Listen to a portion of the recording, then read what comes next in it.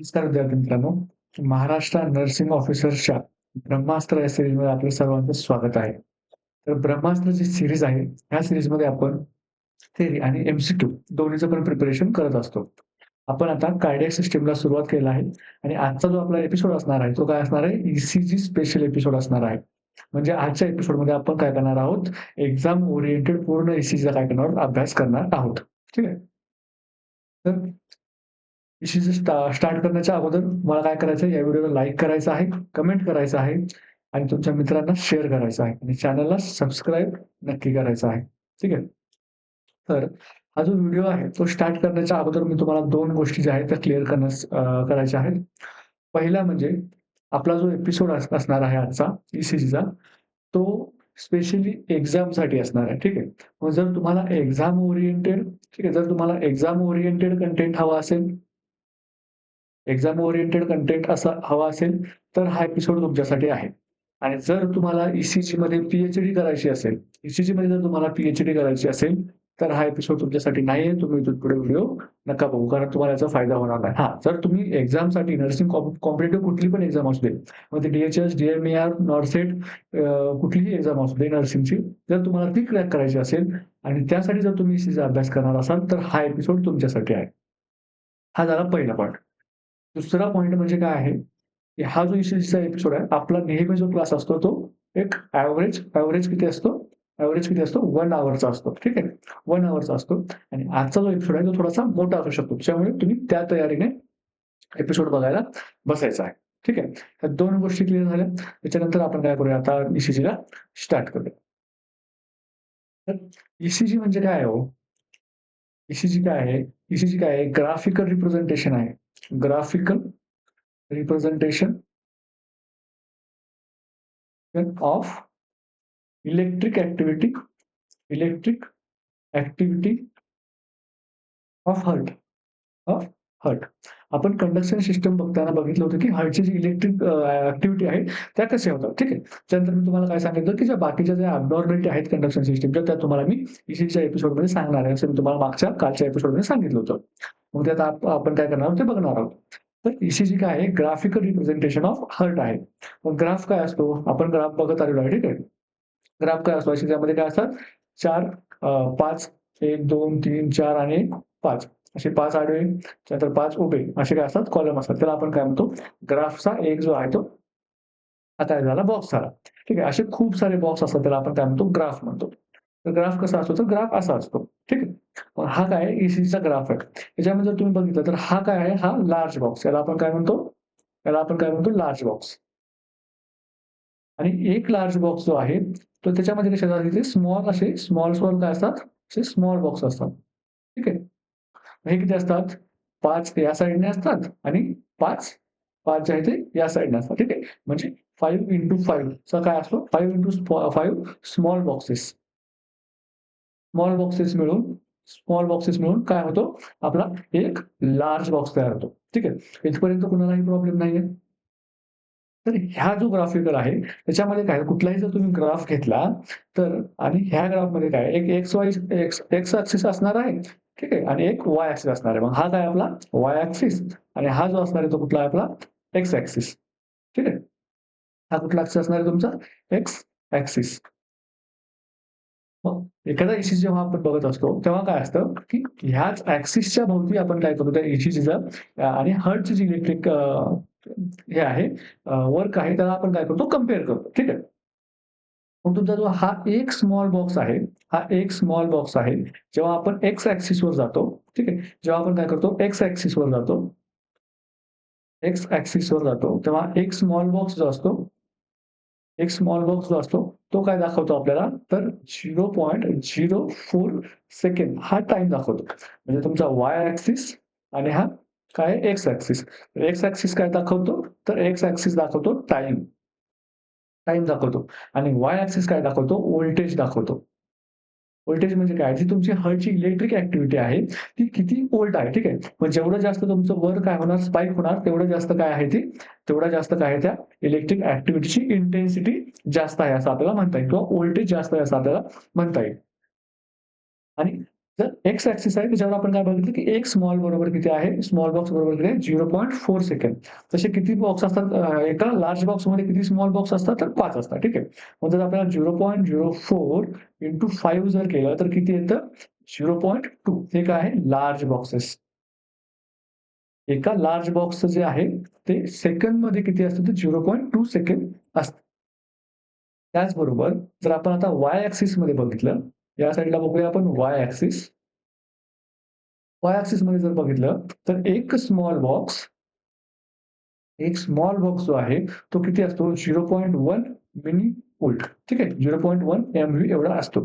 आणि एका लार्ज बॉक्समध्ये वरच्या साइडने पण किती असतात? 5 स्मॉल बॉक्स असतात. तर तर म्हणजेच one one large box one large box is equal to 0.5 millivolt. ठीक आहे. इथपर्यंत कोणालाही प्रॉब्लेम नाही. ई-सी-जी आहे, ग्राफिकल रिप्रेझेंटेशन आहे आणि त्याच्यामध्ये कुठला ग्राफ बघतोय आपण? एक एक्स ॲक्सिस जो की काय डिनोट करतोय? टाईम डिनोट करतोय आणि वाय ॲक्सिस जो काय करतोय? व्होल्टेज डिनोट करतोय. तर एक्स ॲक्सिस काय करतोय? एक छोटा बॉक्स जो आहे, तो किती सांगतोय? 0.04 सेकंड सांगतोय आणि एक लार्ज बॉक्स काय सांगतोय? 0.02 सेकंड एवढी काय आहे त्याची कॅपॅसिटी आहे असं सांगतोय.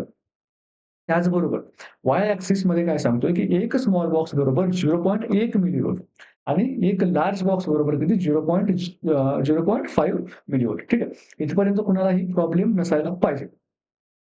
म्हणजे जर आता ह्या ई-सी-जीवर जर आपल्याला कुणीतरी अशा जर आपल्याला ही जर असं स्पाइक जर काढून दिलं, तर आपण ह्या स्पाइकमधला आणि ह्या स्पाइकमधला जर टाईम ड्युरेशन जर काढायचा म्हटला, तर आपण काढू शकतो. तर का? कारण इथे किती याच्यामध्ये किती स्मॉल बॉक्सेस आहेत? 1, 2, 3 आणि 4 स्मॉल बॉक्सेस आहेत.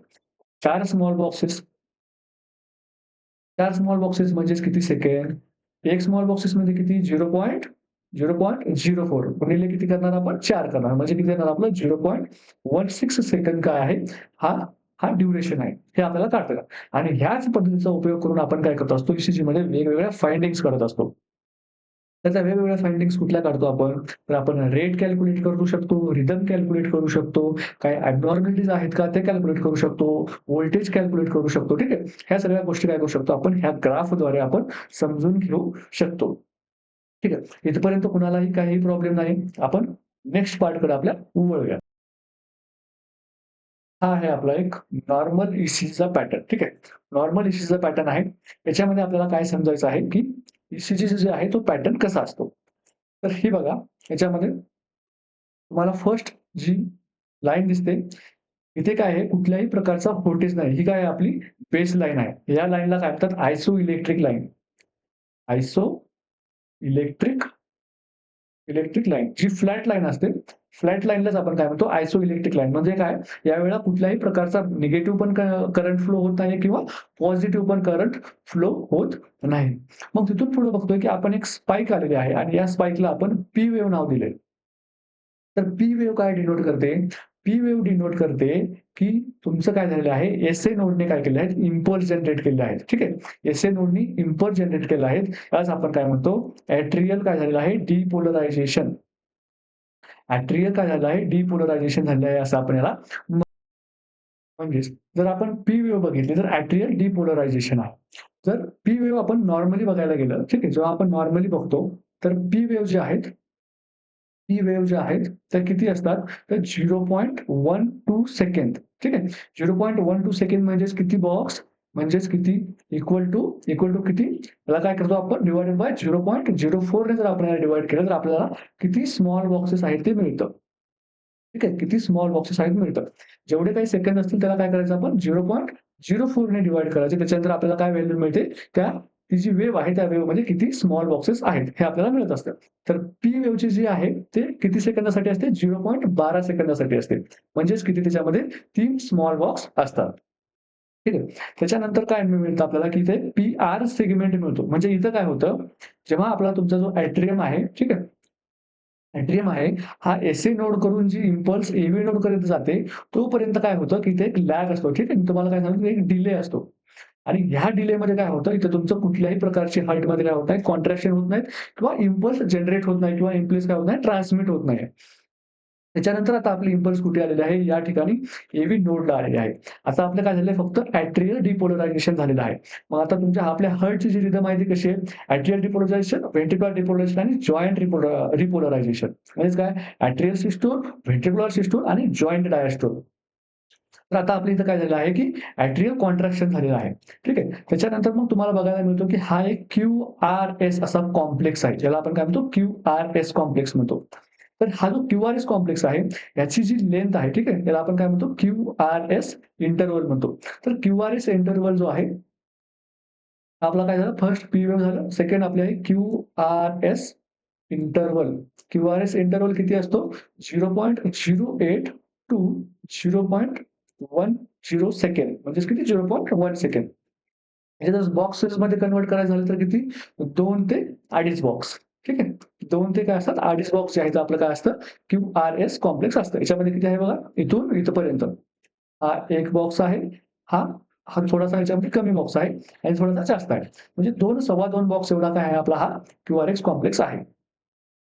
त्याच्यानंतर आपल्याला काय बघायला मिळतो, की परत काय होतं, इथं एक आयसो इलेक्ट्रिक लाईन आहे. त्या आयसो इलेक्ट्रिक लाईनला आपण काय म्हणतो, एस-टी सेगमेंट असं आपण म्हणतो. ठीक आहे. एस-टी काय म्हणतो आपण? सेगमेंट असं आपण म्हणतो. त्याच्यानंतर आपल्याला काय बघायला मिळते, एक टी वेव्ह बघायला मिळते. ही जी टी वेव्ह आहे ती काय दाखवते? व्हेंट्रिक्युलर रिपोलरायझेशन दाखवते. ठीक आहे. इथे लिहितो मी. टी वेव्ह काय दाखवते? व्हेंट्रिक्युलर रिपोलरायझेशन. रिपोलरायझेशन दाखवते. तर टी वेव्हची जी हे आहे लेंथ आहे ती किती आहे? नंतर थर्ड काय बघतोय आपण? T wave. टी वेव्ह किती आहे? 0.08 टू 0.12 सेकंद. म्हणजेच किती? 2 ते 3 बॉक्सेस. 2 ते 3 बॉक्सेस. आहे का या ई-सी-जीमध्ये? या ई-सी-जीमध्ये बघा तुम्हाला टी वेव्ह किती दिसते? हे बघा. ही काय आपली टी वेव्ह आहे. याच्यामध्ये किती बॉक्स आहेत बघा? 1, 2 आणि 3 बॉक्सेस. 3 बॉक्सेसची काय आहे आपली टी वेव्ह आहे. त्याच्यानंतर काय दिसते आपल्याला? एक आयसोइलेक्ट्रिक लाईन दिसते आणि काय दिसतं आपल्याला? यू वेव्ह दिसते. यू वेव्ह ही जनरली ई-सी-जीमध्ये प्रेझेंट नसते. पण काही-काही केसेसमध्ये प्रेझेंट असू शकते आणि अजून एक इम्पोर्टंट पॉइंट म्हणजे यू वेव्हला आपण मिस्टेकनली पी वेव्ह समजू शकतो. इथून काय होते परत दुसरी एक ई-सी-जी अशी सेम काय होणार सेगमेंट आपल्याला पुढे बघायला मिळणार. म्हणून इथे काय होतं आपण कधी-कधी या यू वेव्हला मिस्टेकनली आपण काय करतो? पी वेव्ह असं पण कन्सिडर करतो. यू वेव्ह ही जनरली आपल्याला कुठे हायपोकॅलिमियाच्या कंडिशनमध्ये आपल्याला बघायला मिळते.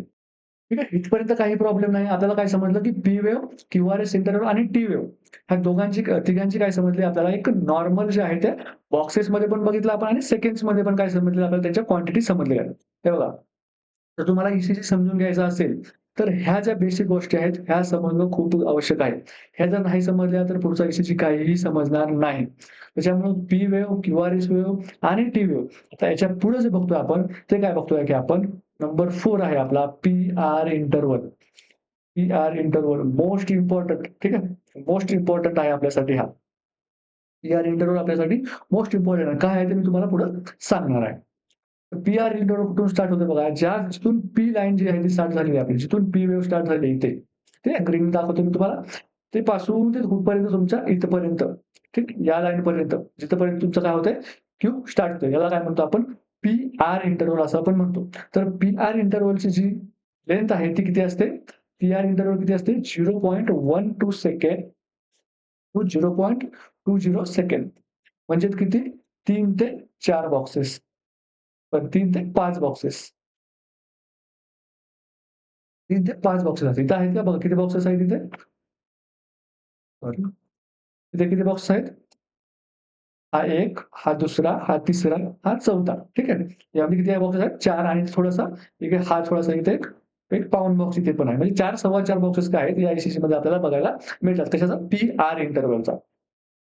त्याच्यानंतर आपल्याला कुठला बघायला मिळतो? तर आपल्याला बघायला मिळतो क्यू-टी इंटरव्हल. क्यू-टी इंटरव्हल जिथून सुरू होतो, जिथे आपला पी-आर संपला होता ना, तिथे आपला क्यू सुरू होतो आणि कुठपर्यंत? जिथपर्यंत टी आपली काय होत नाही, एंड होत नाही. तिथपर्यंत आपला काय असतो? क्यू-टी जो आहे तो इंटरव्हल आपल्याला बघायला मिळतो. क्यू-टी इंटरव्हल किती असतो? तर 5th पॉइंट आपलं 5th पॉइंट क्यू-टी इंटरव्हल हा किती असतो? 0.32 सेकंड टू 0.40 सेकंड. म्हणजेच किती? त्याला जर आपण 4 ने डिव्हाईड केलं 0.4 ने तर किती? 8 ते 10 बॉक्सेस. 10 बॉक्सेस कुठली स्मॉल सगळीकडे आपण स्मॉल बॉक्सेसमध्येच डील करत आहोत. हा काय झाला आपला क्यूटीचा इंटरव्हल झाला. त्याच्यानंतर आपण काय बघतोय एस-टी इंटरव्हल बघतोय. ठीक आहे. एस आणि टी, एस वेव्ह पासून ते टी वेव्ह पर्यंत आपण काय करतोय इंटरव्हल बघतोय. तो किती आहे आपला 0. बघा हा क्यूटी इंटरव्हल मधून आपण काय केलं क्यूआरएस इंटरव्हल मायनस केला. ठीक आहे. क्यूटी इंटरव्हल मधून क्यूआरएस इंटरव्हल मायनस केल्यानंतर आपल्याला काय मिळतो एसटी इंटरव्हल मिळतो. एसटी इंटरव्हल मध्ये आपण काय करतो क्यूटी क्यूटी मायनस क्यूआरएस. ठीक आहे. आपल्याकडे क्यूआरएस ची पण माहिती आपल्याकडे आहे आणि क्यूटीची पण आहे. हे सॉल्व्ह केल्यानंतर आपल्याला काय मिळतं क्यूएसटी जो आहे तो आपल्याला मिळतो. त्याचप्रमाणे इथे बघा तुम्हाला एस-टी सेगमेंट दिसेल. एस-टी सेगमेंट कुठपासून ते जिथे तुमची एस वेव्ह संपते, एस वेव्ह संपते पासून ते तुमची टी वेव्ह जिथे स्टार्ट होते त्यापर्यंत त्याला काय म्हणतो आपण एस-टी सेगमेंट म्हणतो.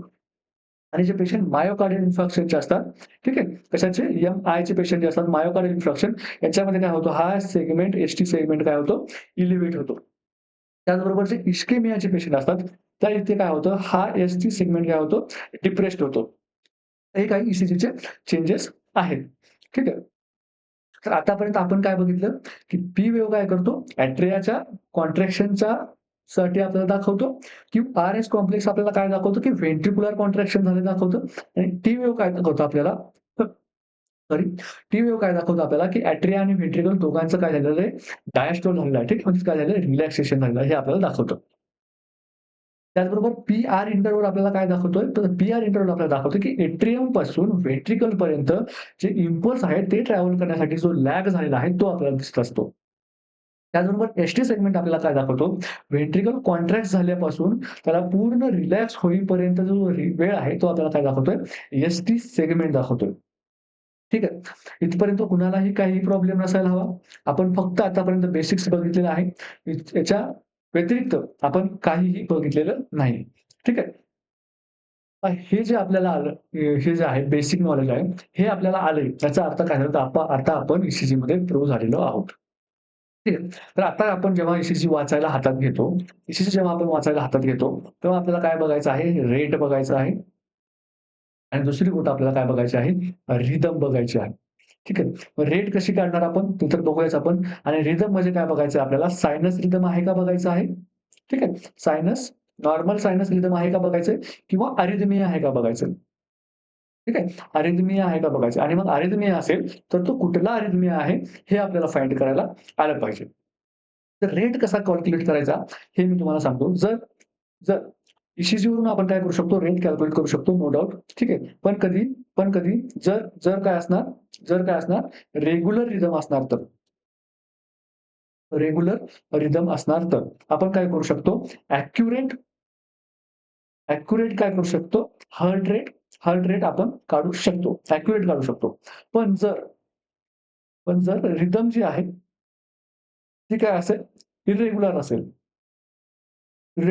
म्हणजेच काय पेशंटमध्ये काय आहे, म्हणजेच काय अल्सो नोन ॲज अरिथमिया असेल पेशंटमध्ये.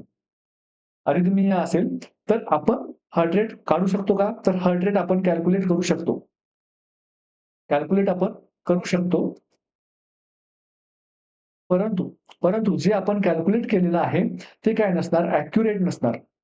ठीक आहे. ॲक्युरेट नसणार. थोडंसं त्याच्यामध्ये काय असणार, चेंजेस असणार. तर का? तर तुम्हाला मी सांगतो. नेक्स्ट ई बघा. ठीक आहे. नेक्स्ट एक तुम्हाला ई दाखवतो.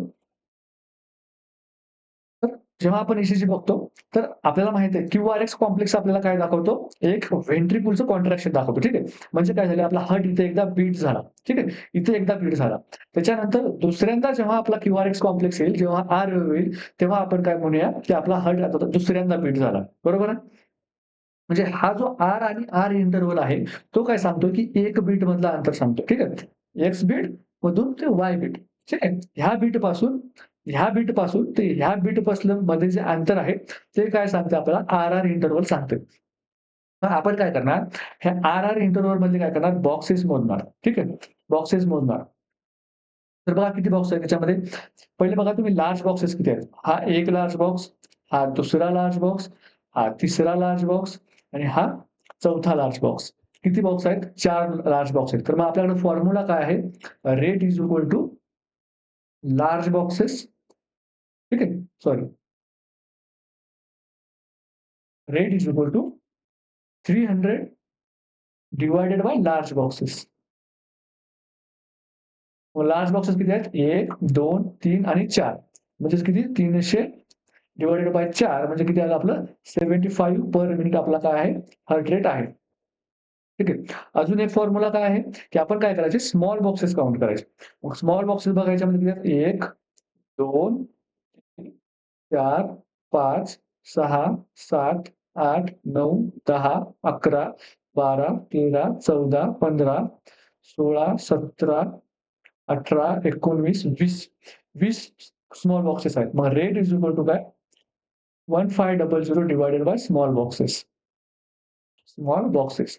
तर मग आपण जेव्हा 1500 डिवायडेड बाय 20 करू, तेव्हा आपल्या इथे काय येणार आहे? 75 पर मिनिट. म्हणजे आपला हार्ट रेट काय येणार आहे? 75 पर मिनिट. ठीक आहे. मग आर-आर इंटरव्हल वरून आपण काय केलं? आपण रेट जाणून घेतलेला आहे. म्हणजे आता आपल्याला काय करता येत आहे? आपल्याला आता काय करता येत आहे? कॅल्क्युलेट करता येत आहे. काय कॅल्क्युलेट करता येत आहे? हार्ट रेट कशावरून? ईसीजी बघून. ईसीजी बघून काय करता येतं आपल्याला? हार्ट रेट कॅल्क्युलेट करता येते. बरं हे आपण कसं काढलं? तर आपल्याला काय माहीत होतं, की आपल्याला माहीत होतं, की एक लार्ज बॉक्स म्हणजे किती आहे आपला? 0.2 सेकंद आहे. हे आपल्याला माहीत होतं. आणि एक स्मॉल बॉक्स म्हणजे किती? 0.04 सेकंद हे आपल्याला माहीत होतं. याच्यावरून आपण काय केलं? हा फॉर्म्युला बनवला. हा फॉर्म्युला आपण याच्यावरूनच बनवला आणि आपण काय केलं? आपल्या रेट काढलेली आहे. पण हे कधी जर आर आणि आर इंटरव्हल काय आहेत? सेम आहेत. म्हणजे तुमची जी रिदम आहे ती कशी आहे? सायनस रिदम आहे, नॉर्मल रिदम आहे. पण जर ती नॉर्मल रिदम नसेल, तर आपल्याला रेट काढता येतो का? हो, काढता येतो. पण काय नसतो तो रेग्युलर नसतो. का रेग्युलर नसतो? तर आपण काय करतो, पूर्ण ईसीजीमध्ये असं काय करतो, हे जे असे कॉम्प्लेक्स आहेत, असे आपण कधीपर्यंत मोजतो? तर आपण 6 सेकंदापर्यंत मोजतो आणि त्याचा एक एव्हरेज आपण काढत असतो आणि त्याच्यातून काय करतो आपण एव्हरेज हार्ट रेट जे आहे ते आपण डिटरमाइन करत असतो. पण ती काही नसते, ॲक्युरेट नसते. ठीक आहे. तर ईसीजी वाचताना आपल्याला महत्त्वाच्या गोष्टी काय होत्या? पहिली होती आपली रेट आणि दुसरा होता रिदम. तर आपल्याला रेट डिटरमाइन करता येतो. ठीक आहे. रेट डिटरमाइन करता आला म्हणजे काय? जर जर आपल्याला आता जी आपली फाइंडिंग्स किती आली 75 बीट्स जे आहेत त्या पर मिनिट ही आपली फाइंडिंग आहे. फॉर एक्झाम्पल जर आपली फाइंडिंग 120 आली असती तर आपण काय म्हटलं असतं? बीट काय आहे? फास्ट आहे. तुमचं हार्ट काय होतंय? फास्ट बीट करते. म्हणजेच काय पेशंटमध्ये काय आहे? टॅकीकार्डिया आहे. तर कमी फाइंडिंग मिळाली असते आपल्याला लेस दॅन 50 मिळाली असती तर आपण काय म्हटलं असतं? पेशंटमध्ये काय आहे? ब्रॅडिकार्डिया आहे आपण असं म्हटलो असतो. ठीक आहे. तर मग आपण रेटवरून आपल्याला आतापर्यंत आपल्याला ईसीजीमध्ये काय समजतं आपल्याला पेशंट टॅकीकार्डिया आहे का? पेशंट ब्रॅडिकार्डिया आहे का? किंवा पेशंट जो आहे तो नॉर्मल रिदमचा आहे का? नॉर्मल सायनस रिदमचा आहे का? हे आपल्याला समजतं आहे. ठीक आहे. तर आता रेटवरून तर आपण एवढं करू शकतोय. तर आपल्याला रिदमवरून काय समजतं काय बघूया. तर रिदम जेव्हा आपण बघतो, तेव्हा आपल्याला काय बघायला मिळतं? एक तर काय बघायला मिळतं नॉर्मल नॉर्मल जी आहे ती तुमची सायनस रिदम बघायला मिळते. किंवा मग तुम्हाला काय बघायला मिळतो? अरिथमिया बघायला मिळतो. अरिथमिया म्हणजे काय? तुमची जी रिदम आहे ती काय नाहीये, नॉर्मल नाहीये किंवा सायनस नाही आहे. मग आपण नॉर्मल रिदम आहे किंवा अरिथमिया आहे हे कसं ठरवणार? आपण काय करणार? आर आणि आर इंटरव्हल बघणार. ठीक आहे. आर-आर इंटरव्हल जर सेम असेल सर्व कॉम्प्लेक्सेसमध्ये किंवा रेस्ट कॉम्प्लेक्समध्ये, तर आपण काय म्हणणार? ती एक नॉर्मल सायनस रिदम आहे असं पण म्हणणार. आणि जर ते नसतील तर आपण काय म्हणणार? त्याला अरिथमिया म्हणणार. आता नॉर्मल सायनस रिदममध्ये पण आपल्याला काय बघायला मिळतं? सायनस ब्रॅडिकार्डिया बघायला मिळतो आणि सायनस टॅकिकार्डिया पण बघायला सायनस टॅकिकार्डिया पण बघायला मिळतो आणि सायनस ब्रॅडिकार्डिया पण बघायला मिळते आणि नॉर्मल सायनस रिदम पण बघायला मिळते. ठीक आहे. नॉर्मल सायनस रिदम पण आपल्याला बघायला मिळते. तर हा पुढचा ईसीजी बघा. ह्या ईसीजीमध्ये जर तुम्ही आर-आर इंटरव्हल जर कॅल्क्युलेट केलात, तर हा काय आहे? सेम आहे. आर-आर इंटरव्हल काय आहे? सर्व ह्याच्यामध्ये सेम आहे. ठीक आहे. इक्वल इक्वल काय आहे त्याच्यामध्ये आपल्याला आर-आर इंटरव्हल बघायला मिळतोय. म्हणजे हीच काय आहे? एक आहे एक नॉर्मल सायनस रिदम आहे. याचा जर तुम्ही हार्ट रेट कॅल्क्युलेट केला, तर तो तुमचा 70 ठीक आहे. तर किती येणार आहे तुमचा 65 टू 75 च्या दरम्यान येणार आहे. जर आपण कॅल्क्युलेट केला तर. पण त्याच्या खालची तुम्ही हे बघा ईसीजी बघा. इथे काय आहे, की हा आर-आर इंटरव्हल बघा आणि त्याच्यामध्ये जो आहे हा आर-आर इंटरव्हल बघा. हा तुम्हाला मोठा वाटतोय आणि हा काय वाटतोय तुम्हाला लहान आर-आर इंटरव्हल वाटतोय. म्हणजेच हा काय आहे अरिथमिया आहे. रिदम काय नाहीये, प्रॉपर नाही. अरिथमिया म्हणजे काय रिदम प्रॉपर नाहीये. फर्स्ट ईसीजी बघा कसा बघायला कसा सुंदर वाटतोय. सेकंड ईसीजीचा बघायला सुंदर वाटतो काय? नाही वाटत आहे. ठीक आहे. याच्यामध्ये का का का नाही वाटत? त्याच्यामध्ये एक रिदम नाहीये. आपल्या डोळ्याला कुठलीही गोष्ट चांगली कधी वाटते, त्याच्यामध्ये एक रिदम असेल, लय असेल, ताल असेल, ठीक आहे. तर आपल्याला ती गोष्ट बघायला चांगली वाटते. त्याचप्रमाणे आपण एखादी गोष्ट आपल्याला ऐकायला कधी चांगली वाटते. थोडीशी म्युझिकल टोन असेल, ठीक आहे. थोडंसं चांगली ताल असेल, सूर असेल, तर आपल्याला ऐकायला भारी वाटतं. ठीक आहे. त्याचप्रमाणे आपल्या डोळ्यांना पण बघायला जे आहे, ते सुटसुटीत जे आहे, जे व्यवस्थित ठेवलेलं आहे, ते आपल्या डोळ्याला बघायला आवडतं. पण जसं अरिथमिया कंडिशनमध्ये बघा, इथे काय आहे, रिदमच नाहीये त्याला. ते आपल्याला डोळ्याला बघायला आवडते का बघा? आता इथे बघा आर-आर इंटरव्हल, इथे किती मोठा आर-आर इंटरव्हल आहे. इथे खूपच छोटा आर-आर इंटरव्हल आहे. याच्यामध्ये काय झालंय, रिदम काही थोडीशी मिसमॅच झाली. याला आपण काय म्हणतो, सायनस अरिथमिया म्हणतो. बरं हे कामुळे होतं? तर आपला जो एस-ए नोड आहे, तो काय करतो? इम्पल्स जनरेट करतो. त्याने जेव्हा-जेव्हा इम्पल्स जनरेट करणार, तेव्हा-तेव्हा पी वेव्ह येणार. तेव्हा जेव्हा-जेव्हा पी वेव्ह येणार, डिले होणार, टीव्ही नोडकडे जाणार आणि त्याच्यानंतर काय होणार? तुमचं व्हेंट्रिकल काय होणार? पंप होणार. आणि व्हेंट्रिकल पंप झाले की तुम्हाला एक स्पाइक मिळणार. खूप मोठी स्पाइक मिळणार. का? कारण फोर्स ऑफ जे कॉन्ट्रॅक्शन आहे ते लेफ्ट व्हेंट्रिकलचं खूप जास्त आहे. हे तुम्हाला मी हार्टच्या लेयर शिकवताना पण सांगितलेलं होतं. का? कारण हार्टच्या लेयरमध्ये मी तुम्हाला सांगितलेलं होतं की लेफ्ट व्हेंट्रिकलची जी थिकनेस असते ती खूप जास्त असते. का? कारण त्याचं फोर्स ऑफ कॉन्ट्रॅक्शन काय आहे? जास्त आहे. म्हणून जेव्हा लेफ्ट व्हेंट्रिकल फोर्सफुली अचानक बीट होतं, तेव्हा काय होते? एक मोठी स्पाइक येते. एट्रिया जेव्हा काय होतो? कॉन्ट्रॅक्ट होतो, तेव्हा एक छोटी स्पाइक येते. परत एक आयसोइलेक्ट्रिक लाईन येते. परत जेव्हा व्हेंट्रिकल काय होतो कॉन्ट्रॅक्ट होतो तेव्हा काय एक स्पाइक येते. ठीक आहे. तर हा काय झाला आपला ईसीजीचा काय झाला पॅटर्न झाला. मग आपण नॉर्मल सायनस रिदममध्ये काय होतं एसी नोड तुमचा व्यवस्थित काम करतोय 70 टू 75 मला बीट्स 72 जे आहे त्या आयडियल बीट्स पर मिनिट देतोय. पण एसए नोडमध्ये जर काही प्रॉब्लेम झाला, तर आपल्याला काय बघायला मिळतात? सायनस रिदममध्ये प्रॉब्लेम्स बघायला मिळतात. मग आपण सायनस रिदम कुठल्या बघतो? तर आपण सायनस ब्रॅडी बघतो. ठीक आहे. आपण आणि सायनस टॅकी बघतो. सायनस टॅकीकार्डिया बघतो आणि नॉर्मल सायनस रिदम बघतो, जी की आपण इथे बघितलेली आहे आत्ताच. ठीक आहे. ही काय आहे आपली नॉर्मल सायनस रिदम. आता आपण बघूया, ही काय आहे आपली नॉर्मल सायनस रिदम आहे. सॉरी सायनस रिदम आहे, पण कशी आहे? सायनस ब्रॅडिकार्डिया आहे. ब्रॅडिकार्डिया आहे. त्यातला आर-आर इंटरव्हल बघा. त्याच्यातला जर तुम्ही आर-आर इंटरव्हल जर काउंट केला, या दोन्हीमधला, ठीक आहे. तर तो काय आहे? सेम आहे. आर-आर इंटरव्हल काय आहे? सेम आहे. पण त्याच्यामध्ये आता आपण काय करूया हार्ट रेट कॅल्क्युलेट करण्याचा प्रयत्न करूया. तर इथे बघा तुम्हाला याच्यामध्ये लार्ज बॉक्स किती दिसतात? 1, 2, 3, 4, 5 आणि 6. मग जर आपला फॉर्म्युला काय होता? 300 डिव्हायडेड बाय 6 म्हणजे किती? 50. ठीक आहे. त्याच्यामध्ये हार्ट रेट किती होता आपला? 50. याला आपण काय म्हणू शकतोय? ब्रॅडिकार्डिया म्हणू शकतो. ठीक आहे. ब्रॅडिकार्डिया म्हणू शकतो. पण याच्यामध्ये अरिथमिया आहे का? नाहीये. अरिथमिया नाहीये. रिदम आपली आहे. सायनस रिदम आहे आपली. कारण सायनस रिदम आहे आपण कधीपर्यंत म्हणतोय? जोपर्यंत आपला आर-आर इंटरव्हल चेंज होत नाही, तोपर्यंत आपण त्याला अरिथमिया म्हणत नाही. इथे काय आहे आपला आर-आर इंटरव्हल कॉन्स्टंट आहे. ठीक आहे. इथे पण जेवढे बॉक्सेस आहेत, तेवढेच इथे पण बॉक्सेस आहेत. म्हणजेच काय आहे, रिदम आपली सायनस आहे. पण कशी आहे? ब्रॅडिकार्डिया आहे. का? कारण जेवढं तुमच्या एसए नोड जेवढा तुमचा इम्पल्स देणार, तेवढा हार्ट रेट येणार. ठीक आहे. म्हणजे एसए नोडने जेवढा इम्पल्स दिला, SA node impulse directly proportional to heart rate. ठीक आहे. याच्यात काहीच वाद नाहीये. जेवढा एसए नोड इम्पल्स देणार, तेवढा तुमचा हार्ट रेट काय होणार? वाढणार. मग ही कंडिशन कुठली झाली याच्यामध्ये? एसए नोड काय करतोय? स्लो इम्पल्स जनरेट करतोय. इम्पल्स जनरेट करतोय, थोडंसं थांबतोय. इम्पल्स जनरेट करतोय, थोडंसं थांबतोय. ही काय झाली आपली सायनस ब्रॅडिकार्डिया झाली. तर हा बघा, याच्यामध्ये काय आहे तुमचं सायनस टॅकिकार्डिया. सायनस टॅकिकार्डिया हे कसं मी ओळखलं? तर याच्यामध्ये तुम्ही काय करायचे बॉक्स काउंट करायचे. तर इथे बघा आपण काय करूया लार्ज बॉक्स काउंट करणं तर याच्यामध्ये शक्य नाही कारण कुठलाही बॉक्स असा कंप्लीट नाही. म्हणून आपण काय करूया स्मॉल बॉक्सेस काउंट करूया. 1, 2, 3, 4, 5, 6, 7, 8, 9 आणि 10. 10 बघायला मिळतात आपल्याला याच्यामध्ये, ठीक आहे. मग आपण काय करतो याच्यामध्ये 1500 डिव्हायडेड बाय 10 करतो. म्हणजे आपल्याला किती बघायला मिळतं याच्यामध्ये 150 काय बघायला मिळते. जवळपास 150 जे आहे ते आपल्याला काय बघायला मिळतोय हार्ट रेट जो आहे तो आपल्याला बघायला मिळतो. ठीक आहे. तर सायनस टॅकिकार्डियामध्ये काय होतंय, आपला जो एसए नोड आहे, एसए नोड तो काय करतो, फास्ट इम्पल्स जनरेट करतो.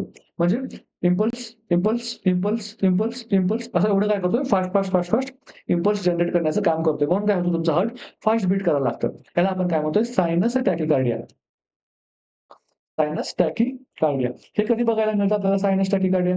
जेव्हा तुम्ही काय असतं, एखाद्या वेळेस तुम्ही घाबरता, ठीक आहे. जेव्हा तुमचा एड्रेनालिन रश होतो. एड्रेनालिन रश म्हणजे काय फ्लाइट, फाइट आणि फाइट रिस्पॉन्स जो म्हणतो आपण. जेव्हा तुमच्या मागे वाघ लागतो, ठीक आहे. जेव्हा तुमच्या मागे वाघ लागतो, तेव्हा कसं तुम्ही जीव तोडून पळणार की नाही, त्यावेळेस तुमची हार्ट बीट काय होणार वाढणार. ठीक आहे. सायनस टॅकिकार्डिया असते. थोड्या वेळासाठी असते नंतर ती काय होते, जसे अंडरलाईन कॉज जो आहे तो रिझॉल्व्ह झाला की काय होतं, ही सायनस टॅकिकार्डिया रिझॉल्व्ह होत असते. ठीक आहे. इथपर्यंत कोणालाही प्रॉब्लेम नाही. आतापर्यंत आपण काय बघितलंय? आपण रेट कॅल्क्युलेट करायचं बघितलंय. आता आपण काय केलोय? रिदमला सुरुवात केलोय. रिदममध्ये आपण काय बघितलोय? नॉर्मल रिदम बघतोय. अजून आपण अरिथमियामध्ये हात घातलेला नाहीये. नॉर्मल सायनस रिदम बघितली आपण, सायनस ब्रॅडिकार्डिया बघितलाय आपण आणि सायनस टॅकिकार्डिया बघितलाय. आता परत एकदा इशेज दाखवतो मी सर्वांचे. हा बघा, हा जो फर्स्ट इशेज आहे, तो कोणाचा आहे? नॉर्मल सायनस रिदमचा आहे. त्याच्यामध्ये काय-काय आहे? आर-आर इंटरव्हल व्यवस्थित आहे. त्याचप्रमाणे आर-आर इंटरव्हल व्यवस्थित आहे. त्याचप्रमाणे अजून काय आहे? ते त्याचा हार्ट रेट जेव्हा आपण कॅल्क्युलेट करतो, तेव्हा तो काय येतो? एक नॉर्मल हार्ट रेटच्या रेंजमध्ये येतोय. त्याच्यानंतर आपण काय बघितलं? ब्रॅडिकार्डियामध्ये काय होतोय? हार्ट रेट जो आहे तो 50 किंवा 50 पेक्षा कमी येतोय आणि याच्यामध्ये आपण काय बघतो, की हार्ट रेट आपला 150 आलेला आहे आपण जेव्हा कॅल्क्युलेट केलं तेव्हा. त्याच्यामुळं ह्यामध्ये पण काय होतंय तुमचं सायनस टॅकिकार्डियाचा हा तुमचा काय आहे? ईसीजी आहे. आतापर्यंत आपलं काय झालंय? नॉर्मल ज्या रिदम आहेत त्या संपलेल्या आहेत. ठीक आहे. आता आपल्याला काय बघायचं आहे? अरिथमिया बघायचा आहे.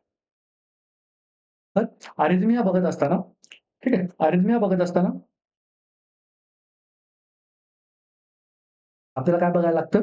अरिथमियामध्ये आपल्याला काय बघायला लागतं? एट्रियल एट्रियल कंडिशन्स बघायला लागतात आणि व्हेंट्रिक्युलर कंडिशन बघायला लागतात. ठीक आहे. व्हेंट्रिक्युलर म्हणजे जेव्हा एट्रियामध्ये अरिथमिया कंडिशन निर्माण होते, तेव्हा काय-काय सिग्नल असतात आणि जेव्हा व्हेंट्रिकल्समध्ये काय होतं, अरिथमिया होतो, तेव्हा काय-काय कंडिशन बघायला मिळतात. तर एट्रियापासून स्टार्ट करूया. एट्रियापासून स्टार्ट करूया. तर एट्रियामध्ये आपल्याला फर्स्ट जो आहे तो अरिथमिक कंडिशन बघायला मिळते ती म्हणजे कुठली? तर atrial Flutter. Atrial Flutter. Flutter म्हणजे काय? बघा नावामध्येच आहे. काय होत आहे, की तुमचा जो एट्रियम आहे तो काय करतोय? फ्लटर करतोय असा. त्याला आपण काय म्हणतो? ही जी मूव्हमेंट आहे, ही जी मूव्हमेंट आहे या मूव्हमेंटला आपण काय म्हणतो? फ्लटर असं म्हणतो. ठीक आहे. फ्लटरमध्ये काय होतं? तुमचा जो एट्रियम आहे, तो काय करतो? 250 ते 400 पर मिनिटच्या स्पीडने काय करतोय? पंप करतोय. पण आता एट्रियम एस-नोड काय करतोय? एवढ्या इम्पल्स जनरेट करतोय 250 ते 400. पण एव्ही नोड काय होत नाहीये, तेवढ्या इम्पल्स पुढे कंडक्ट करू शकत नाही. एव्ही नोडची कॅपॅसिटी एवढ्या इम्पल्स पुढे करण्याची नाहीये. म्हणून काय होतंय, तुमचा एट्रियम जो आहे तोच फक्त कॉन्ट्रॅक्ट होतोय आणि खूप वेळा तुमचा एट्रियम कॉन्ट्रॅक्ट होतो त्याच्यानंतर तुमचा एव्ही नोड जो आहे तो काय करतो, एखादी इम्पल्स पुढे ढकलतोय. म्हणजे काय होतंय, तुमचा एट्रिया कॉन्ट्रॅक्ट होतोय, परत एट्रिया कॉन्ट्रॅक्ट होतोय, ठीक आहे. एट्रिया कॉन्ट्रॅक्ट त्याच्यानंतर व्हेंट्रिक्युलर कॉन्ट्रॅक्ट होतंय. परत एट्रिया कॉन्ट्रॅक्ट, मग नंतर एक व्हेंट्रिक्युलर कॉन्ट्रॅक्ट. ह्या प्रकारची रिदम चालते. परत एट्रिया कॉन्ट्रॅक्ट होतोय, परत एट्रिया कॉन्ट्रॅक्ट होतोय, परत एक व्हेंट्रिक्युलर कॉन्ट्रॅक्शन होतंय. म्हणजे तुमची जी रिदम आहे ती व्यवस्थित आहे का? नाही. त्याला थोडंसं आपण जर ईसीजीच्या टर्म्समध्ये बघितलं, हे जे मी आता इथे सांगितलंय, ठीक आहे. हे जे मी तुम्हाला इथे सांगितलंय, की एट्रिया व्हेंट्रिकल हे जे सांगितलं तुम्हाला थोडंसं जर ते ईसीजीच्या लँग्वेजमध्ये बघायला मिळालं, तर बघा इथे काय होतं तुमचं ही काय आहे तुमची पी वेव्ह, इथे परत पी वेव्ह, ठीक आहे. इथे तुमचं काय होणार आहे व्हेंट्रिक्युलर कॉन्ट्रॅक्शन. म्हणजे नॉर्मली पी वेव्हच्या नंतर क्यूआरएस कॉम्प्लेक्स यायला पाहिजे ना. ते क्यूआरएस कॉम्प्लेक्स येते का? नाही येत आहे. 2 वेळा पी वेव्ह आल्याच्या नंतर एक वेळा क्यूआरएस कॉम्प्लेक्स आला. त्याच्यानंतर ही काय आहे? पी वेव्हच आहे. का? कारण ते टी वेव्हला वेळच मिळत नाही. टी वेव्ह तुमच्या ग्राफवर दिसायला वेळच मिळत नाही. तुमचा अॅट्रिया एवढा फास्ट बीट करत आहे. आणि परत पी वेव्ह नंतर इथे एक क्यूआरएक्स कॉम्प्लेक्स ठीक आहे. क्यूआरएक्स कॉम्प्लेक्स. हे अशा वेळेस जेव्हा होतं त्याला आपण काय म्हणतो? एट्रियल फ्लटर म्हणतो. याच्यामध्ये एक कॅरेक्टरिस्टिक्स फाइंड जी बघायला मिळते, ती काय बघायला मिळते आपल्याला? पी वेव्ह जी आहे ती सॉ टूथ शेपची बघायला मिळते. हा जो शेप आहे हा जो शेप आहे, ठीक ह्या शेपला आपण काय म्हणतो? सॉ टूथ शेप म्हणतो. याच्यामध्ये काय म्हणते? कॅरेक्टरिस्टिक्स फाइंडिंग बघायला मिळते. अजून काय बघायला मिळतं आपल्याला? पी वेव्ह इज टू क्यूआरएक्सचा जो रेशिओ आहे, तो आपल्याला काय बघायला मिळतो? 2:1 बघायला मिळतो किंवा 3:1 बघायला मिळतो किंवा 4:1 आपल्याला बघायला मिळतो. पी इज टू क्यूआरएसचा रेशिओ. म्हणजे प्रत्येक पी वेव्ह नंतर क्यूआरएस कॉम्प्लेक्स येतो का? नाही येतो. जेव्हा नॉर्मल सायनस रिदम असते, हा तुमची पी वेव्ह, त्यानंतर हा पी-आर-एस इंटरव्हल, हा क्यू-आर-एस कॉम्प्लेक्स, ही तुमची टी वेव्ह.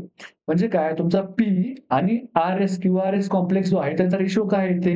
पी:2 कॉम्प्लेक्सचा रेशिओ किती आहे इथे?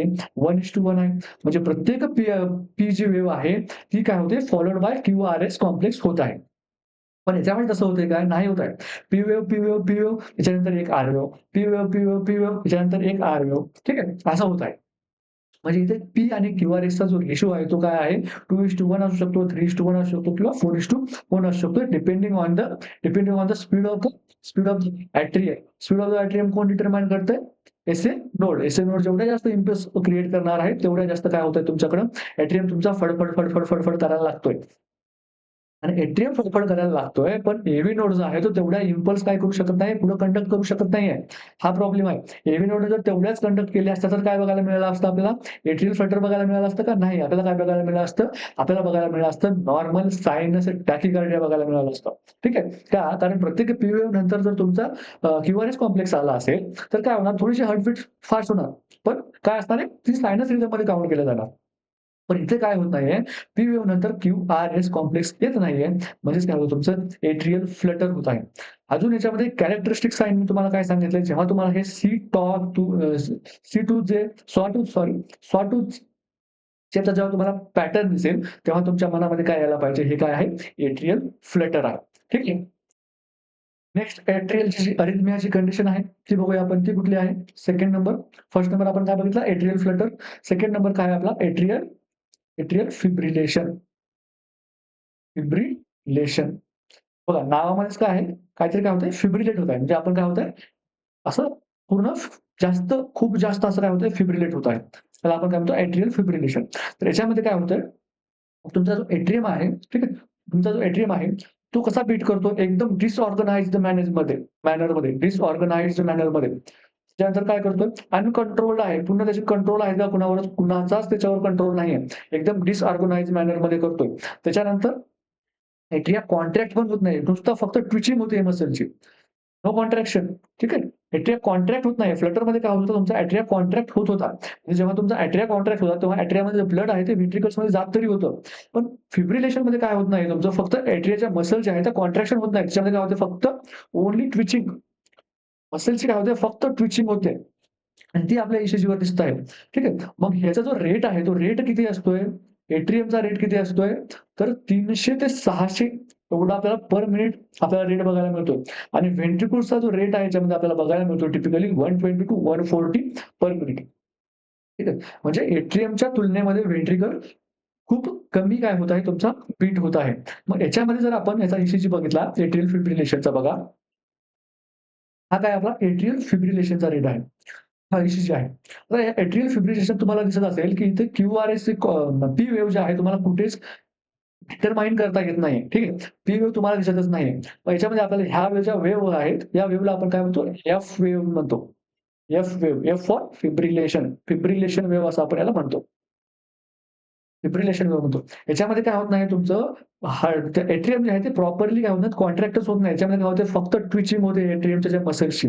आणि तुमचा खूप वेळानंतर काय होतंय तुमचं एव्ही नोड काय करतोय? क्यूआरएक्स कॉम्प्लेक्स तयार करतोय. ठीक आहे. आणि याच्यामध्ये तुम्ही जो पॅटर्न बघितला, पी वेव्ह तुम्हाला खूप साऱ्या याच्यामध्ये असं दिसतील. ठीक आहे. खूप सारे हे असे छोटे-छोटे हे दिसतील. ह्या ॲक्चुअली आपण काय म्हणतो? एफ वेव्ह असं म्हणतो. तर मग याच्यामध्ये जर आपण पी इंटू क्यूआरएक्स जर आपण रेशिओ बघितला, तर तो किती येतोय? मेनी:1. मेनी:1. हे आपण काउंट पण करू शकत नाहीत. एवढे याच्यामध्ये काय आहेत? पी वेव्हज आहेत. म्हणून याला आपण काय म्हणतो? मेनी:1.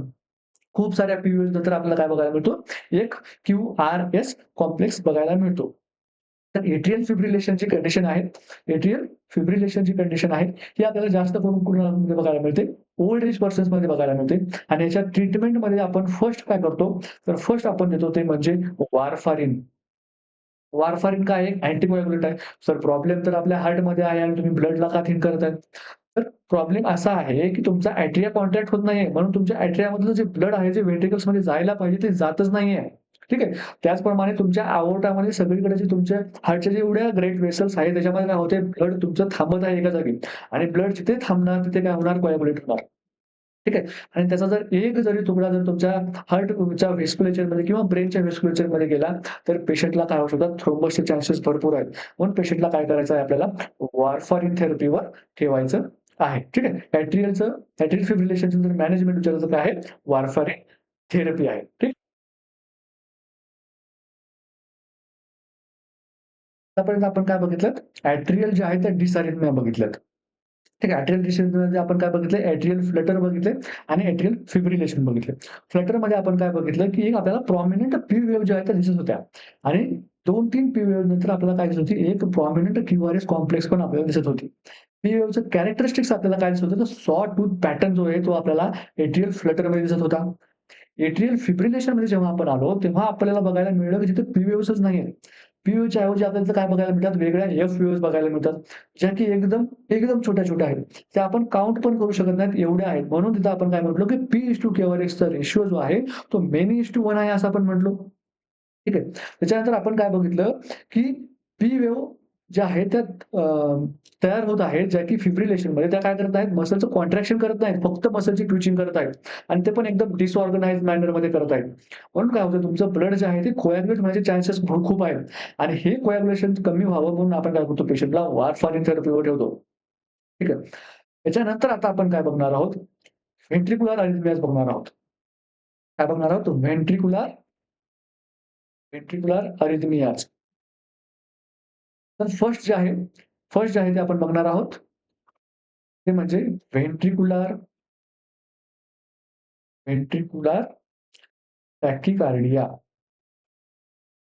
टॅकीकार्डिया म्हणजे नावातच काय आहे? टॅकीकार्डिया आहे. टॅकीकार्डिया म्हणजे काय होतंय? फास्ट बीट होतंय. पण फास्ट बीट कोण होतंय? फक्त आणि फक्त व्हेंट्रिकल होतोय तुमचा. फक्त काय होतोय? व्हेंट्रिकल फास्ट ब्रीथ होतं. फास्ट काय होतोय? बीट होतोय. त्याचं बीट किती असू शकतं? तर तुमचं 100 to 120 पर मिनिट एवढ्या स्पीडनं काय होतं, तुमचा व्हेंट्रिकल एकटाच काय करतोय? बीट करतोय. पण हे जे बीट्स आहेत, ह्याच्या बीटचा जो पॅटर्न आहे, तो कसा आहे? रॅपिड आहे आणि कसा आहे? रॅपिड आहे, बट कसा आहे? ऑर्गनाइज्ड आहे. ठीक आहे? ऑर्गनाइज्ड आहे. नेक्स्ट विषय बघा. तुम्हाला याच्यावरून आयडिया येऊन जाईल, की काय विषय आहे. ठीक आहे. हे काय बघा तुम्ही, हे आहेत जे सगळे दिसतात तुम्हाला, हे सगळे काय आहेत? क्यू-आर-एस कॉम्प्लेक्सेस आहेत. हे सगळे जे तुम्हाला काय दिसतात ते क्यू-आर-एस कॉम्प्लेक्स आहेत. हा एक आहे तुमचा एक क्यू-आर-एस कॉम्प्लेक्स आहे, हा एक क्यू-आर-एस कॉम्प्लेक्स आहे, हा एक आहे. हे काय तुमचे सगळे क्यू-आर-एस कॉम्प्लेक्स आहेत. याच्यामध्ये तुम्हाला कुठेही तुमचा एट्रियम जो आहे, तुम्हाला एट्रियम याच्यामध्ये दिसतच नाही. एट्रियमच्या ज्या पी वेव्हज आहेत, त्या तुम्हाला दिसत नाहीत. खूप हार्ड टू फाइंड आउट आहे. तर ह्या इश्यूमध्ये जर तुम्ही नीट बघितलं, तर तुम्हाला ह्या इथे काय दिसणार आहे? थोडासा नॉच दिसणार आहे. हा नॉच काय आहे? तुमची पी वेव्ह आहे. पी वेव्ह आहे. खूप डिफिकल्ट टू फाइंड आहे. काही-काही इश्यूमध्ये तुम्हाला लिटरली पी वेव्ह बघायलाच मिळणार नाही. ठीक आहे. पण ह्या कंडिशनला आपण काय म्हणतो? व्हेंट्रिक्युलर टॅकीकार्डिया असं आपण म्हणतो. ठीक आहे. आणि ही कंडिशन जी आहे, या कंडिशनचं जर मॅनेजमेंट बघितलं आपण, मॅनेजमेंट जर ह्या कंडिशनची विचारली, तर तुम्हाला काय करायचं आहे? इमिडिएटली काय करायचं आहे पेशंटला? डी-फेब. ठीक? डी-फेब करायचा आहे. इमिडिएटली पेशंटला काय करायचं आहे? डी-फेब करायचं आहे. डी-फेब काय करतोय आपण? हार्टची जी आहे ती इलेक्ट्रिक ॲक्टिव्हिटी काही सेकंडसाठी आपण थांबवतो आणि मग नंतर काय होतं? हार्ट आपोआप परत एसए नोड जो आहे तो काय करतो? परत बीट्स करायला स्टार्ट करतो आणि ती काय असते? एक नॉर्मल सायनस रिदम आपल्याला बघायला मिळते. ठीक आहे. इथपर्यंत कोणालाही प्रॉब्लेम नाहीये. व्हेंट्रिक्युलर टॅकीकार्डियामध्ये काय बघायला मिळतं आपल्याला? त्या इम्पल्स आहेत, त्या बघायला मिळतात. खूप रॅपिड असतात, पण ऑर्गनाइज्ड असतात.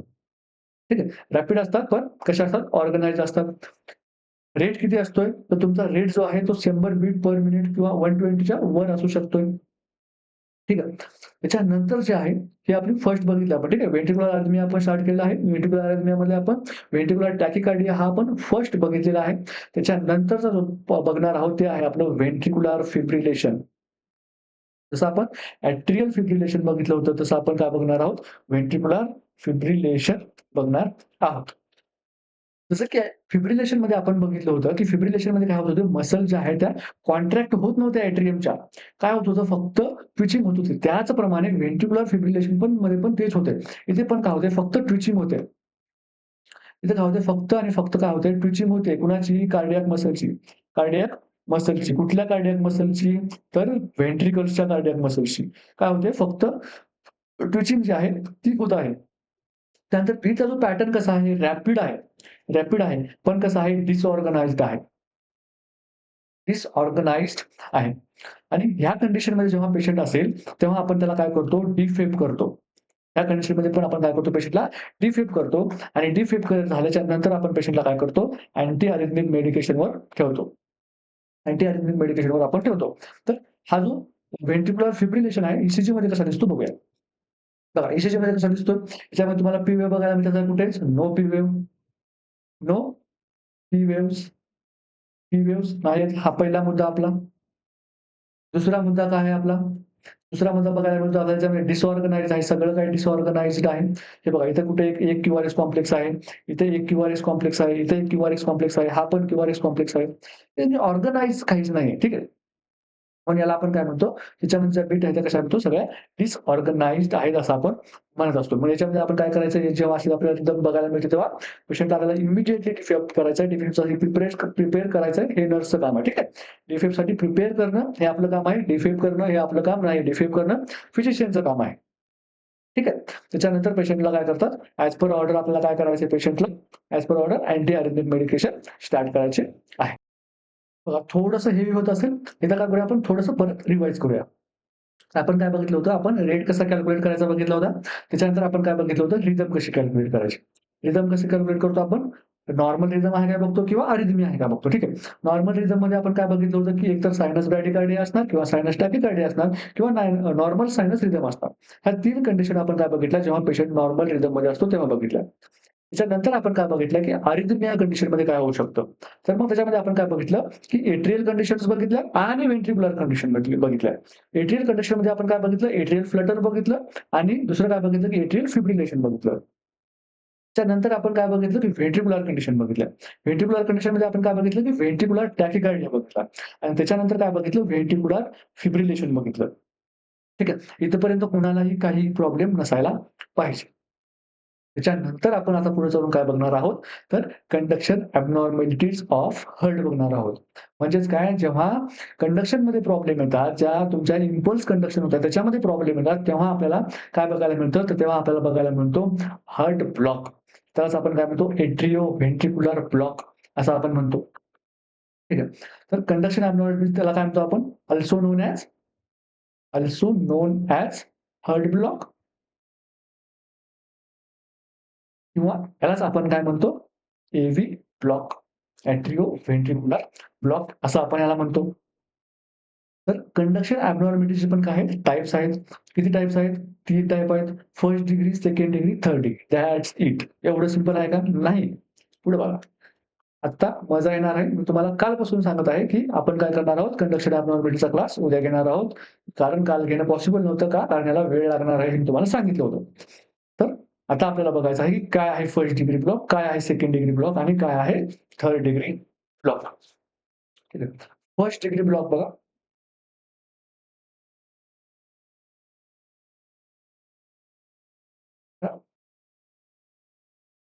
फर्स्ट डिग्री ब्लॉकमध्ये काय होत आहे? फर्स्ट डिग्री ब्लॉकमध्ये फक्त एकच प्रॉब्लेम होत आहे. काय होत आहे? जेवढ्या काय तुमच्या एसी नोडच्या इम्पल्सेस आहेत, impulse from impulse from AC node are transmitted transmitted transmitted at slight delay slight delay. जेवढा नॉर्मल डिले असायला पाहिजे तेवढा त्याच्यापेक्षा काय होतं, थोडासा जास्त डिले होतोय. म्हणजे काय होतंय, एससी नोड कॉन्ट्रॅक्ट होतोय, थोडासा डिले होतोय. त्याच्यानंतर मग पुढचं काम होतंय. मग ईसीजीमध्ये आपल्याला माहीत आहे, एससी नोड कॉन्ट्रॅक्ट कुणाला करतो? एट्रियममध्ये करतो. एट्रियमला जेव्हा त्याला कॉन्ट्रॅक्ट करतो, तेव्हा आपल्याला पी वेव्ह बघायला मिळते. आणि मग नंतर काय होतं, तुमचा एक डिले येतोय. हा डिले आला. त्याच्यानंतर मग तुमचा क्यूआरएस कॉम्प्लेक्स येतोय. त्याच्यानंतर मग तुमची टी वेव्ह येते. हे असं होतंय. परत तुमचं काय होतंय, पी वेव्ह येतोय. वेव्ह येतोय. परत थोडासा काय तुमचा डिले येतोय. मग परत तुमचं काय होतंय, हा डिले आल्याच्यानंतर काय होतंय, परत तुमचं काय होतंय, क्यूआरएस कॉम्प्लेक्स येतोय. म्हणजे हा जो तुमचा डिले येतोय, म्हणजेच काय होतंय, तुमचा जो पी-आर इंटरव्हल आहे. मी तुम्हाला काय सांगितलं होतं, पी-आर इंटरव्हल स्टडी करताना, पी-आर इंटरव्हल हा आपल्यासाठी आज खूप महत्त्वाचा आहे. का महत्त्वाचा आहे? कारण हा जो कंप्लीट जो कंडक्शन सिस्टमचे जे डिसऑर्डर्स आहेत, हे सर्व आणि सर्व तुमच्या पी-आर ब्लॉकवर डिपेंडेंट आहेत. पी-आर जो इंटरव्हल आहे, त्याच्यावर सगळे डिपेंड आहेत. ज्या ज्या लोकांना पी-आर इंटरव्हल जो आहे तो डिटरमाइन करता आला, त्या सर्व लोकांना काय करता येणार आहे याच्यामध्ये, तुम्हाला ओळखता येणार आहे, की हा कुठला ब्लॉक आहे. फर्स्ट डिग्री ब्लॉक आहे, सेकंड डिग्री ब्लॉक आहे का थर्ड डिग्री ब्लॉक आहे. तर पी-आर इंटरव्हल मी तुम्हाला किती सांगितला होता? पी-आर इंटरव्हल मी तुम्हाला किती सांगितला होता? 0.12 ते 0.20 एवढा मी तुम्हाला पी-आर इंटरव्हल सांगितला होता. तर याच्यापेक्षा जास्त असेल तर आपण काय म्हणतो, याच्यामध्ये डिले होत आहे. डिले होत आहे. कशामध्ये डिले होत आहे? इम्पल्स जी आहे ती एव्ही नोड काय करत आहे? एव्ही नोड इम्पल्स काय करत आहे? पुढे घेऊन जाण्यासाठी काय करत आहे? डिले करत आहे असं आपण याला म्हणतो. मग फर्स्ट डिग्री हार्ट ब्लॉकमध्ये काय होतं? फक्त जो तुमचा पी-आर जो इंटरव्हल आहे तो काय होतो? थोडासा वाढतो ईसीजीमध्ये. ईसीजीमध्ये कसं दिसतं बघूया? ईसीजीमध्ये असं दिसतं. ठीक आहे. ईसीजीमध्ये कसं दिसतं? ही काय आहे तुमची? ही वेव्ह आहे. आणि इथे काय आहे तुमचा पी-आर इंटरव्हल आहे. हा काय आहे तुमचा पी-आर इंटरव्हल आहे. हा पी-आर इंटरव्हल बघा, हा पी-आर इंटरव्हल बघा, हा पी-आर इंटरव्हल बघा. सर्व पी-आर इंटरव्हल काय आहेत? सेम आहेत. पी-आर इंटरव्हल काय आहेत? इंटरव्हल काय आहेत? थोडासा काय झालाय वाढलेला आहे, पण कसा आहे? रेग्युलर आहे. रेग्युलर आहे किंवा आपण याला काय कॉन्स्टंट आहे. ठीक आहे. इथपर्यंत कोणालाही प्रॉब्लेम नाही. पी-आर इंटरव्हल काय झालेला आहे? वाढलेला आहे, पण काय आहे? कॉन्स्टंट आहे. हा जो आहे याला आपण काय म्हणतो? फर्स्ट डिग्री ब्लॉक म्हणतो. फर्स्ट डिग्री ब्लॉक जो आहे तो अनेकदा, अनेकदा काय असतो? एसिम्प्टोमॅटिक असतो. एसिम्प्टोमॅटिक आपल्याला बघायला मिळतो आणि जर आपल्याला पेशंट आपल्याकडे आलाय आणि जर त्याला सिम्प्टम्स असतील, तर आपण त्याला काय करतो? इंजेक्शन एट्रोपिन देतो. इंजेक्शन एट्रोपिन देतो. इंजेक्शन एट्रोपिनमुळे काय होतं? हा पेशंट ठीक होऊन जातो. का? कारण इंजेक्शन एट्रोपिन काय करतो? तुमचा हार्ट रेट वाढवतो. थोडासा हार्ट रेट वाढवतो. त्यामुळे हा काय होतो? हा जो डिले आहे, हा डिले काय होतो? थोडासा कमी होतो. मग जोपर्यंत जो ब्रॅडिकार्डिया आहे, तो एसिम्प्टोमॅटिक म्हणजे होत नाही, तोपर्यंत आपण काय करतो? पेशंटला एट्रोपिन देत राहतो. एट्रोपिन दिल्याच्या नंतर काय होतं? पेशंट एकदम ओके तुमचा होऊन जातो. ठीक आहे. फर्स्ट डिग्री जो हार्ट ब्लॉक आहे, हे एवढं काही इमर्जन्सी वगैरे नाही. ठीक आहे. त्याला आपण एसिम्प्टोमॅटिक ट्रीट करू शकतो किंवा इंजेक्शन एट्रोपिननं आपण याला काय करू शकतो? जर सिम्प्टम असतील तर ट्रीट करू शकतो. तर आपण first degree heart heart block जो आहे, त्याच्या ईसीजी फाइंडिंग्समध्ये आपण काय-काय बघितलं? ईसीजी फाइंडिंग्समध्ये आपण काय बघितलं? ईसीजीमध्ये आपण काय बघितलं? पी-आर इंटरव्हल जो आहे तो कसा आहे? वाढलेला आहे. पण कसा आहे? कॉन्स्टंट आहे. वाढलेला आहे, ठीक आहे. कॉन्स्टंट आहे. आणि P/QR जो रेशिओ आहे तो किती आहे? 1:1 आहे. प्रत्येक पी वेव्ह नंतर तुम्हाला एक आर वेव्ह दिसते. प्रत्येक पी वेव्ह नंतर एक तुम्हाला आर वेव्ह दिसते. प्रत्येक पी वेव्ह नंतर तुम्हाला क्यूआरएस कॉम्प्लेक्स दिसतो. दिसतोय का? ठीक आहे. त्याला आपण काय म्हणतो? P/QRS रेशिओ जो आहे तो किती आहे? 1:1 आहे असं आपण याला म्हणतो. मग याच्यामध्ये झालाय प्रॉब्लेम काय? फक्त आणि फक्त प्रॉब्लेम एवढा झालाय तुमचा पी-आर इंटरव्हल जो आहे तो वाढलेला आहे. बाकी काही या मध्ये प्रॉब्लेम आहे का? काहीही नाही आहे. तर आपण आपल्या नेक्स्ट टाइपकडे वळूया. नेक्स्ट आहे जो आपला टाइप आहे तो म्हणजे कुठला? टाइप 2. टाइप 2 ठीक आहे. टाइप 2 मध्ये काय? तर हार्ट ब्लॉक. हार्ट ब्लॉकमध्ये आपण काय बघत आहोत? First degree, second degree. व्यवस्थित करतो थांबा. हां. Second degree heart block. Second degree heart block. Second degree हार्टमध्ये काय ब्लॉकमध्ये 2 टाइप्स असतात. एक आहे तुमचा टाइप 1, दुसरा आहे तुमचा टाइप 2. ठीक आहे. टाइप 1 आणि टाइप 2. तर टाइप 1 आणि टाइप 2 मध्ये काय फरक आहे हे बघूया. तर सर्वप्रथम बघूया आपण टाइप 1 लाच आपण काय म्हणतो मोबिट्स टाइप 1 असं आपण म्हणतो. त्यालाच आपण काय म्हणतो वेंक बॅक फिनॉमिनॉन सुद्धा म्हणतो. वेंक बॅक फिनॉमिनॉन सुद्धा आपण म्हणतो. त्याचप्रमाणे टाइप 2 ला आपण काय म्हणतो मोबिट्स टाइप 2 असं आपण म्हणतो. तर टाइप 1 आणि टाइप 2 मध्ये मेजर डिफरन्स काय आहे? तर टाइप 1 मध्ये पी-आर इंटरव्हल जो आहे तो काय होतोय? प्रोग्रेसिव्हली काय होतोय? प्रोग्रेसिव्हली काय होतोय? वाढतो आहे. प्रोग्रेसिव्हली वाढत आहे आणि इथे पी-आर इंटरव्हल जो आहे तो काय होतोय आपला कॉन्स्टंट राहत आहे. पी-आर इंटरव्हल काय राहत आहे? कॉन्स्टंट राहत आहे. त्याच्यानंतर जो तुमचा P/QRS रेशिओ जो आहे, याच्यामध्ये किती असतो? तुमच्याकडे जर 3 असतील तर 2, 4 असतील तर 3, 5 असतील तर 4 म्हणजे एकेकाने काय होतोय? कमी होतोय. ठीक आहे. हे काय आहे तुमचा मोबिट्स 1 ची P आणि QRSचा पॅटर्न आहे. त्याचप्रमाणे जर आपण इकडे बघितला P/QRS मध्ये तर इथे आपल्याला काय बघायला मिळतं? 2:1, 3:1 आणि 4:1. मोस्ट कॉमन कुठला आहे? 2:1. मोस्ट कॉमन जर विचारलं तर कुठला आहे आपला? 2:1 आहे. तर ह्यांची काय करूया आपण एकदा ईसीजी बघूया म्हणजे काय होईल तुम्हाला लगेच काय होणार आहे समजून जाणार आहे. तर हा बघा. इथे बघा तुम्हाला पी वेव्ह दिसेल. ठीक आहे. कुठे गेली पेन माझी? हां. हा तुम्हाला इथे पी वेव्ह दिसेल. हा इंटरव्हल बघा. त्याच्यानंतर हा इंटरव्हल बघा. ठीक आहे. त्याच्यानंतर हा इंटरव्हल बघा. काय वाटतंय? इंटरव्हल थोडासा वाढतो ना, प्रत्येक वेळेस थोडा-थोडा वाढतोय. इथून काय झाला पी इंटरव्हल इथून इथपर्यंत जाताना थोडासा वाढला. इथून इथपर्यंत जाताना काय झाला थोडासा वाढला. हा बघा. हा पी-आर इंटरव्हल काय झाला वाढला. इथे थोडासा वाढला. इथे अजून थोडासा वाढला.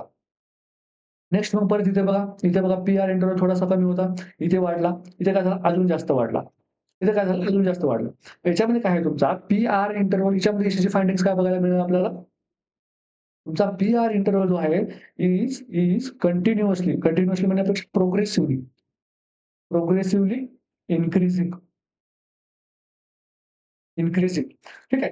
त्याच्यानंतर तुम्हाला पी क्यूआरएस कॉम्प्लेक्स पण याच्यामध्ये बघायला मिळतात. आता हा जो ईसीजी आहे त्याच्यामध्ये तुम्हाला काय बघायला मिळतोय?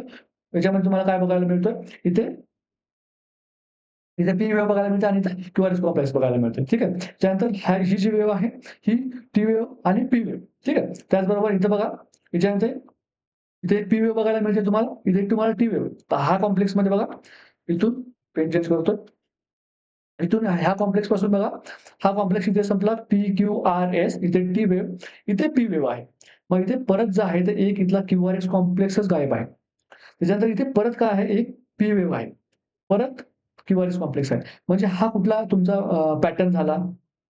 तर हा तुमचा झाला इथे 2:1 ठीक आहे. म्हणजे काय ह्या 2 पी वेव्ह आल्या आणि त्याच्यानंतर काय झाला? एक क्यू-आर-एस कॉम्प्लेक्स आलेला आहे आणि इथे काय झालं? एक क्यू-आर-एस कॉम्प्लेक्स काय झालेला आहे? मिसिंग झालेला आहे.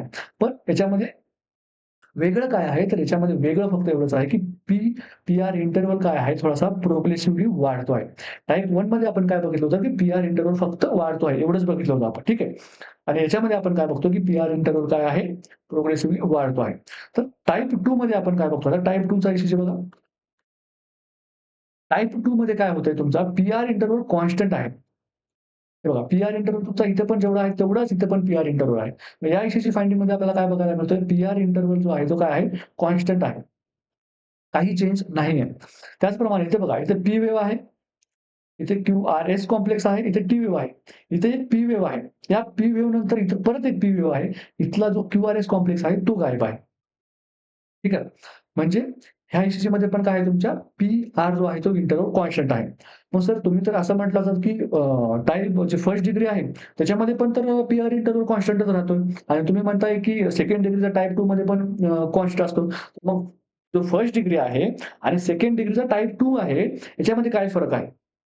तर बाळा फरक हा आहे, की तिथे जो आहे तो पी:/क्यूआरएस जो होता, पी:/क्यूआरएस जो होता तो 1:1 होता. म्हणजे प्रत्येक पी वेव्ह नंतर क्यूआरएस कॉम्प्लेक्स येतच होता. इथे तसं नाही ना. इथे ह्या पी वेव्हच्या नंतर क्यूआरएस कॉम्प्लेक्सच नाही आला. मग इथे तुमचा काय नाहीये पी:/क्यूआरएस कॉम्प्लेक्स जो आहे, तो जो रेशिओ आहे ते 1:1 नाही आहे. म्हणून सेकंड डिग्रीचा टाइप 2 म्हणजे मोबिट्स टाइप 2 मध्ये तुमचा पी-आर इंटरव्हल कॉन्स्टंट राहतो. पण प्रत्येक पी वेव्ह नंतर क्यू-आर-एस कॉम्प्लेक्स येतो, असं होत नाही. मग याच्यामध्ये काय होतं सर, पी:/क्यूआरएसचा रेशो कसा असतो? तर याच्यामध्ये 2:1 असू शकतो किंवा 3:1 असू शकतो किंवा 4:1 असू शकतो अँड सो ऑन. पण मोस्ट कॉमन कुठलं आहे? तर हे आहे. हे कुठलं आहे? मोस्ट कॉमन आहे. ठीक आहे. इथपर्यंत समजलेलं आहे. आपण बघितलंय फर्स्ट डिग्री, सेकंड डिग्रीमध्ये आपण 2 टाइप बघितलेत आणि आता आपण एक लास्ट बघणार आहोत थर्ड डिग्री. ठीक आहे. लास्ट आपण कुठला बघणार आहोत? थर्ड डिग्री हार्ड ब्लॉक बघणार आहोत. Next sorry. नेक्स्ट बघणार आहोत आपण थर्ड डिग्री हार्ट ब्लॉक.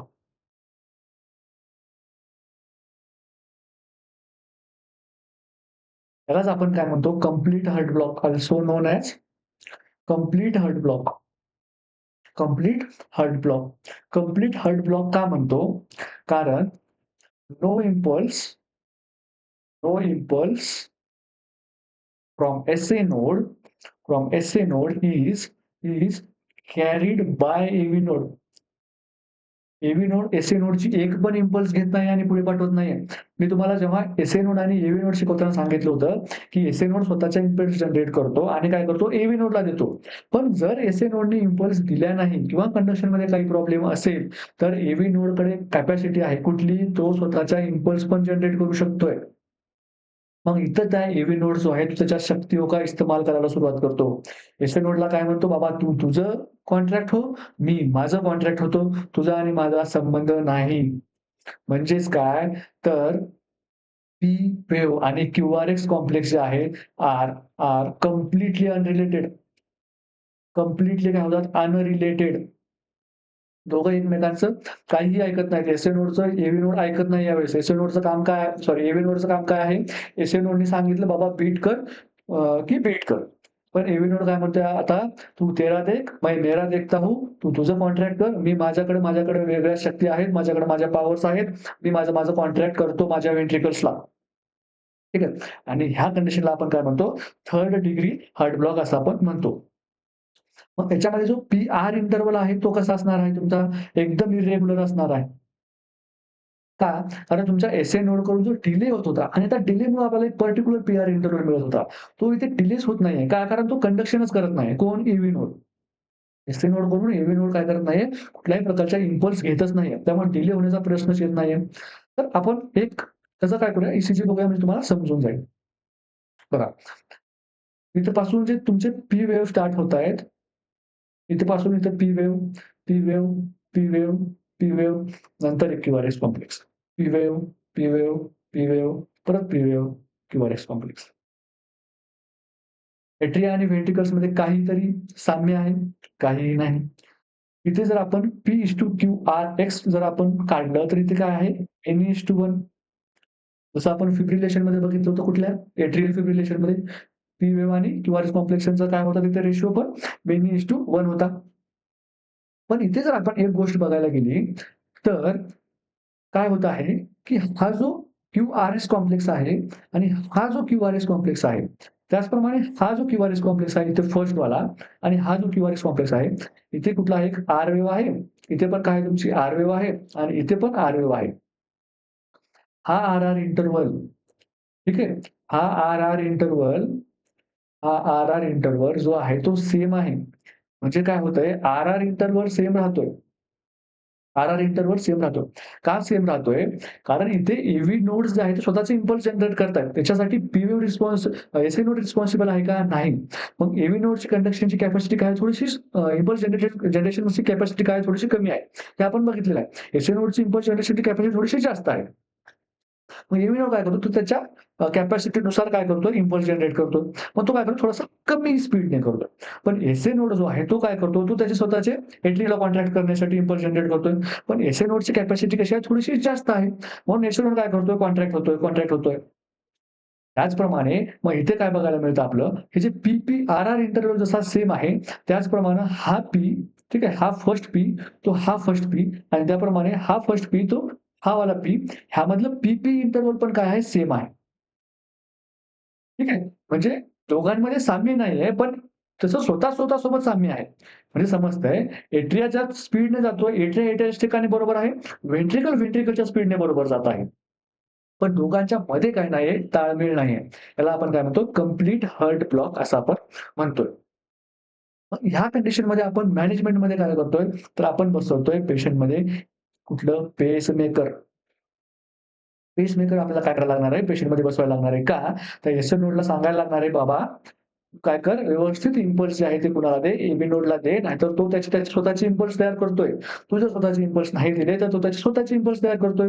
मग जर तू त्याला व्यवस्थित इम्पल्स दिले, तर तुझे स्वतःची तयार करणार का ए-बी नोड? नाही करणार. तो काय करणार, तो जो इम्पल्स येतात ते फक्त ट्रान्समिट करणार आणि आपल्याला पण तेच पाहिजे.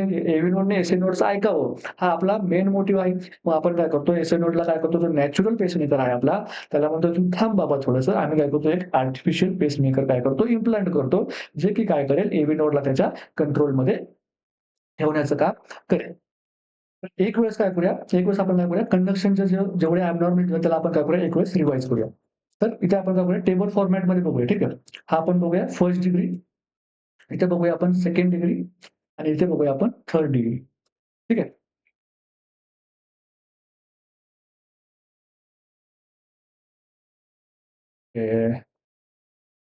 लाईन पण मारता येत नाही मला. तर फर्स्ट डिग्री आपला, हा झाला आपला सेकंड आणि थर्ड डिग्री. ठीक आहे.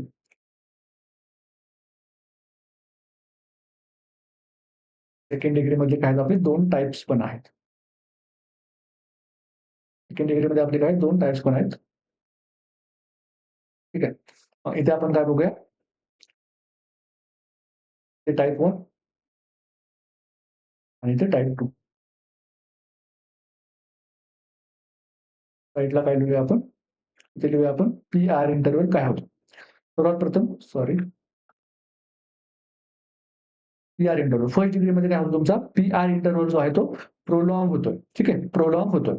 टाइप 2 मध्ये पण काय होतो तुमचा सॉरी सेकंड डिग्री आहे. तर टाइप 1 जो आहे तो आपण बघितला होता. टाइप 1 मध्ये काय होते बघा. टाइप 1 मध्ये आपलं काय होतं पी-आर इंटरव्हल काय होतं प्रोग्रेसिव्हली होतं. प्रोग्रेसिव्हली काय होतं वाढतं. इथे काय लिहिणार आपण प्रोग्रेसिव्हली वाढतोय. टाइप 2 मध्ये काय होतं पी-आर इंटरव्हल काय होतं वाढतोय पण कसं होतंय कॉन्स्टंट राहतं. इथे काय आहे पी-आर इंटरव्हल जो आहे तो काय आहे इर्रेग्युलर आहे. पी-आर कसा आहे इर्रेग्युलर आहे. कधी वाढतोय, कधी कमी होतोय. त्याचप्रमाणे P/QRSचा जो रेशिओ आहे याच्यामध्ये किती होता 1:1 होता. प्रोग्रेसिव्हमध्ये किती होता बघूया. प्रोग्रेसिव्हमध्ये रेशिओ बघा. त्याच्यामध्ये बघा 3:1 किंवा 4:3 म्हणजे तिथे जेवढे पी होईल त्याच्यापेक्षा 1 ने कमी. ठीक आहे. हे असं आपला पॅटर्न होता. म्हणजे किती 3:2 असणार किंवा 4:3 असणार किंवा 5:4 असणार. त्यानंतर टाइप 2 मध्ये आपण काय बघितलं होतं, की कसा असतो 2:1 असतो किंवा 3:1 असतो किंवा 4:1 असतो ॲट सो ऑन. आणि इथं काय असतो? इथं काय असतो मेन:1 असतो. मेन:1 ठीक आहे. हे काय बघितलं आपण जे कंडक्शनच्या ॲबनॉर्मॅलिटी आहे त्याचं बघितलं. त्यानंतर मॅनेजमेंट बघितलं आपण. मॅनेजमेंटमध्ये आपण काय करतो फर्स्ट डिग्रीमध्ये असेल तर काय करतो एट्रोपिन देतो.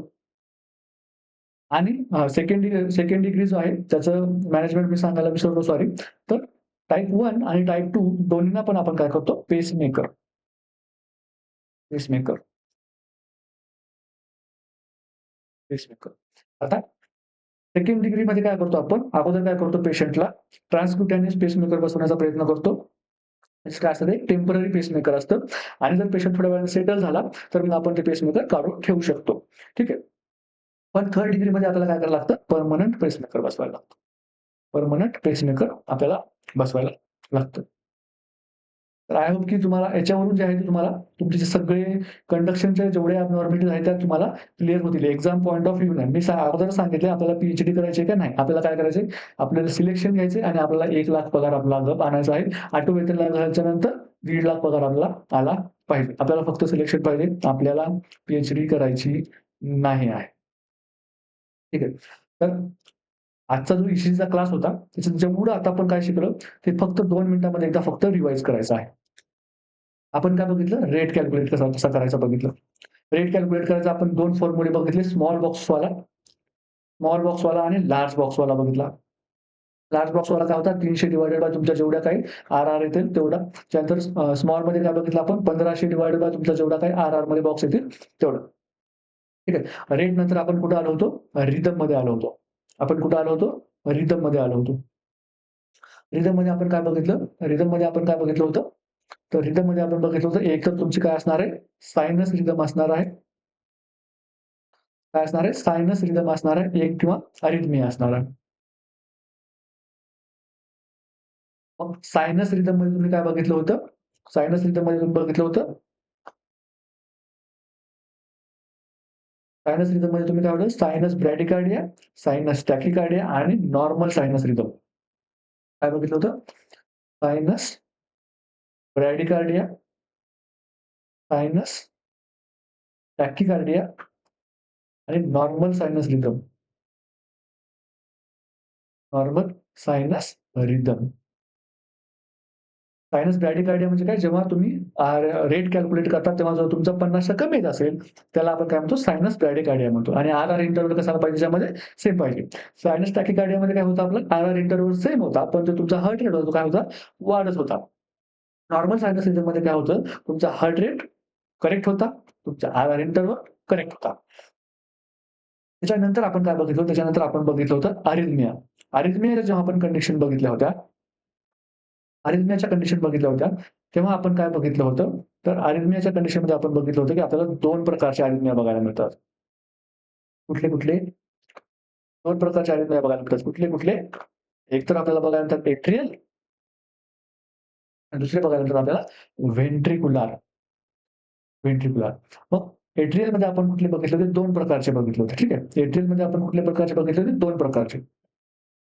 फर्स्ट कुठला आणि सेकंड कुठला? फर्स्ट होता आपला एट्रियल फ्लटर एट्रियल फ्लटर आणि दुसरा होता आपला एट्रियल फिब्रिलेशन. ठीक आहे. त्यानंतर आपण काय बघितलं होतं, व्हेंट्रिक्युलरमध्ये पण आपण काय बघितले होते, असे 2 बघितले होते. व्हेंट्रिक्युलरमध्ये 2 कुठले बघितले होते? तर फर्स्ट होता तुमचा व्हीटी आणि दुसरा होता तुमचा व्हीफेब. व्हीटी म्हणजे काय? व्हेंट्रिक्युलर टॅकिकार्डिया. व्हेंट्रिक्युलर टॅकिकार्डिया आणि व्हेंट्रिक्युलर फिब्रिलेशन. ठीक आहे. हा असाच चार्ट बनवायचा आहे तुम्हाला. आणि अजून आपण काय बघितलं होतं, तर आपण बघितलं होतं दुसऱ्या कुठल्या कंडक्शन अबनॉर्मॅलिटीज. हे रिदममध्ये येत नाही, पण आपण आज काय बघितलं होतं ते बघतो. ठीक आहे. रिदममध्ये येत नाही. कंडक्शन अबनॉर्मॅलिटीज. कंडक्शन अबनॉर्मॅलिटीज आपण काय बघितलं होतं? तर आपण बघितलं होतं तर कुठलं? First degree. अरे कुठे गेला पेन माझा? हां. फर्स्ट डिग्री बघितलं होतं, सेकंड डिग्री बघितलं होतं. सेकंड डिग्रीमध्ये 2 टाइप बघितले होते आणि थर्ड डिग्री बघितलं होतं. ठीक आहे. मग हे काय आपलं first degree heart block, second degree